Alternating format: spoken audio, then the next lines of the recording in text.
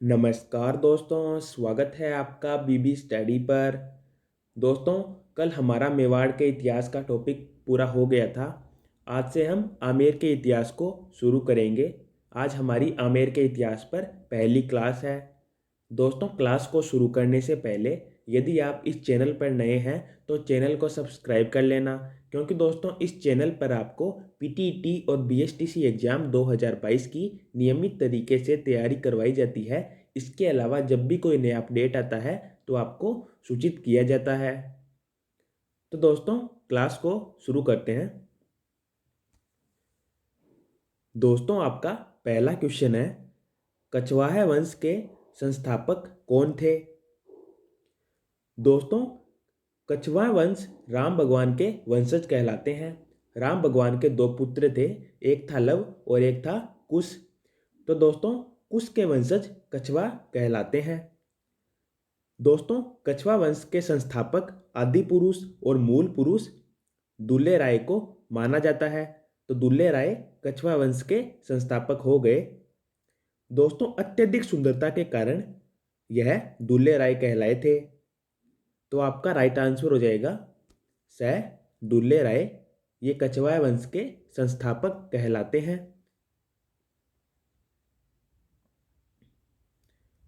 उसके बाद में दूसरा क्वेश्चन, राजस्थान में जनसंख्या की दृष्टि से सबसे बड़ी रियासत कौन सी है?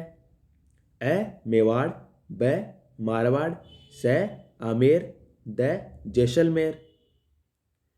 दोस्तों, क्षेत्रफल की दृष्टि से राजस्थान की सबसे बड़ी रियासत मारवाड़ थी और जनसंख्या की दृष्टि से राजस्थान की सबसे बड़ी रियासत आमेर थी। तो आपका राइट आंसर हो जाएगा स आमेर। दोस्तों, राजस्थान में आज़ादी से पहले 19 रियासतें, 3 ठिकाने और एक केंद्र शासित प्रदेश था। इस प्रकार आपको समझ में आया होगा। चलते हैं अगले क्वेश्चन की ओर। तीसरा क्वेश्चन, यतो धर्म ततो जय, यह किस वंश का आदर्श वाक्य है? दोस्तों, यतो धर्म ततो जय, यह आमेर रियासत का आदर्श वाक्य है। दोस्तों, आमेर रियासत का जो झंडा है वो पंचरंगा झंडा है और ये जो वाक्य है ये आमेर रियासत का आदर्श वाक्य है। तो आपका राइट आंसर हो जाएगा ए कछवाहा वंश, क्योंकि दोस्तों आमेर राज्य के ऊपर कछवाहा वंश के शासकों ने शासन किया था। ये कछवाहा वंश इसीलिए कहलाए थे क्योंकि ये कुश के वंशज कहलाते हैं। राम भगवान के बेटे कुश के वंशज कहलाते हैं, इसीलिए इन्हें कछवाहा वंश कहा गया। तो ये आदर्श वाक्य कछवाहा वंश का आदर्श वाक्य है।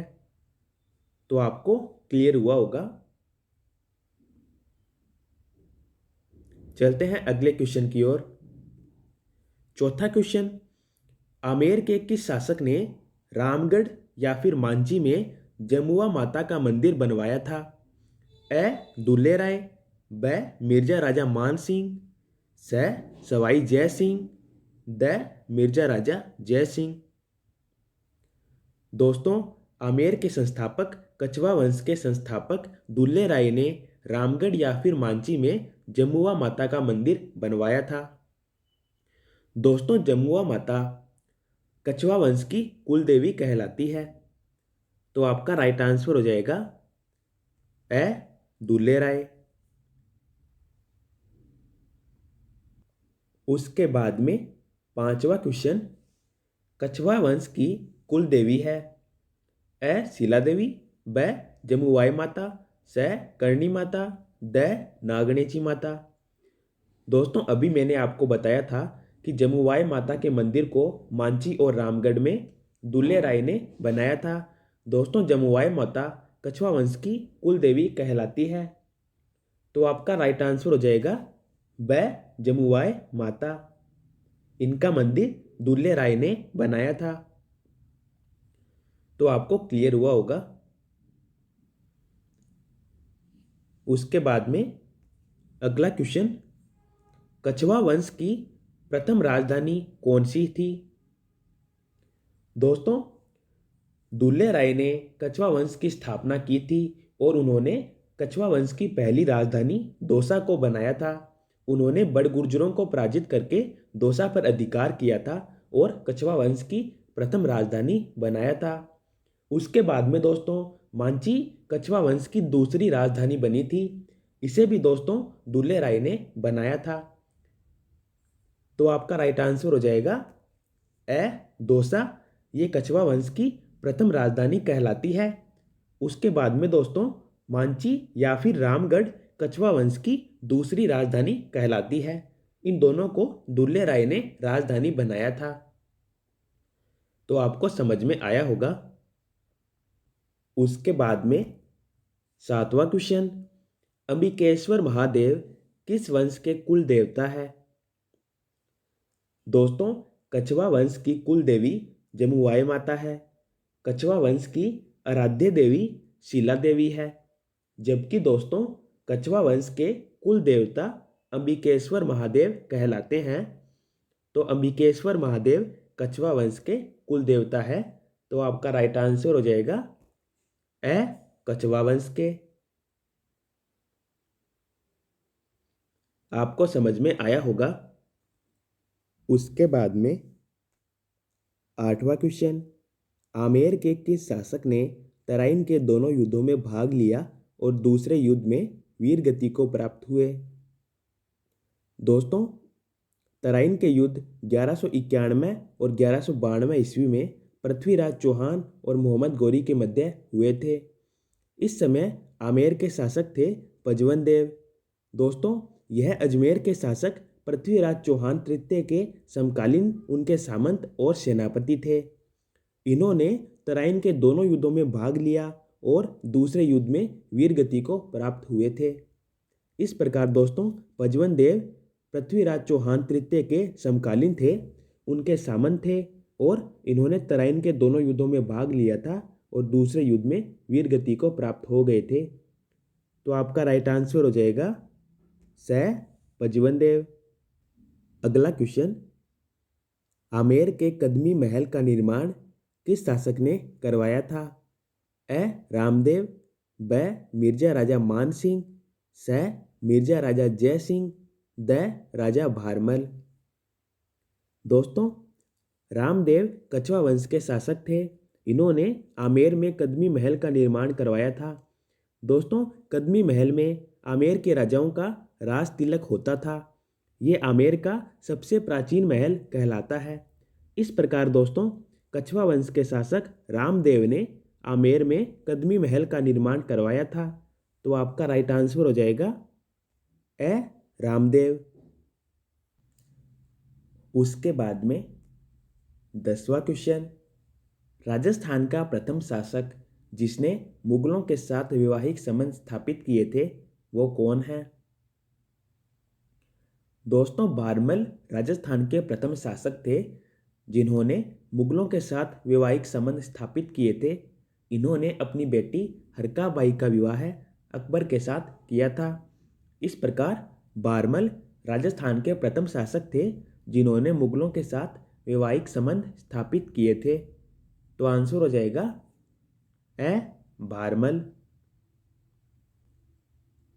उसके बाद में 11वां क्वेश्चन, अकबर और हरकाबाई का विवाह कब हुआ था?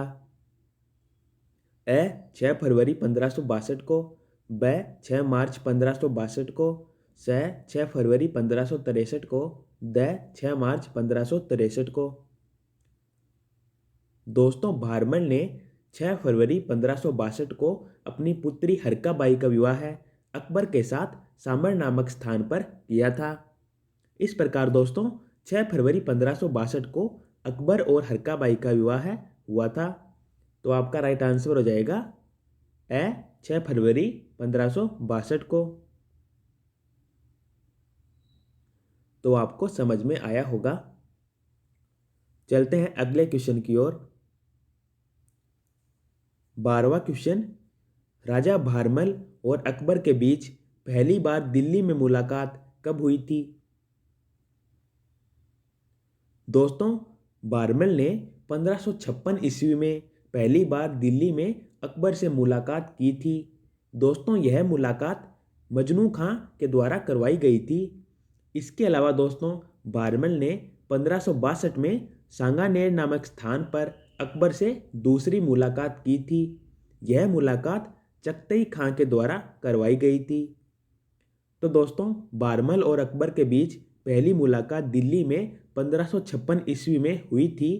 तो आपका राइट आंसर हो जाएगा 1556 ईस्वी में। यह मुलाकात मजनू खां के द्वारा करवाई गई थी। आपको क्लियर हुआ होगा।